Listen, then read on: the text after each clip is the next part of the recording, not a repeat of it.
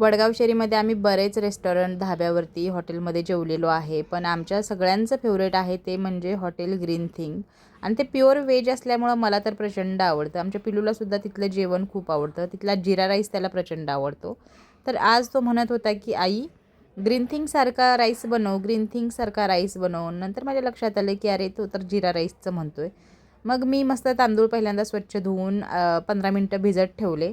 नंतर कुकरमध्ये थोडंसं तेल घातलं, त्याच्यामध्ये पाणी घातलं 2-2.5 ग्लास आणि मीठ घालून पाणी उकळलं की त्याच्यामध्ये तांदूळ घालून 3 शिट्ट्या करून शिजवून घेतला. कुकरची सगळी वाफ गेल्यानंतर एका पाटीमध्ये भात काढून छान मोकळा करून घेतला. नंतर एका कढईमध्ये तेल घातलं, जिरं घातलं आणि मोकळा करून घेतलेला भात घातला आणि छान मिक्स करून घेतलं.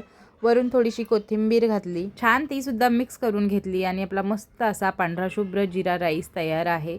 तुम्ही लांब जो बासमती तांदूळ मिळतो तो वापरला तरीसुद्धा चालेल. फक्त तांदूळ एक 15-20 मिनटं भिजत ठेवायचा. आणि हा भात खाल्ल्यानंतर पिल्लू म्हणत होता, आई शुभलासुद्धा ग्रीन थिंगला जेवायला घेऊन जाऊया ना. खरं तर जायचं असतं ह्याला, पण नाव शुभचं, असा हा चतुर पोरगा.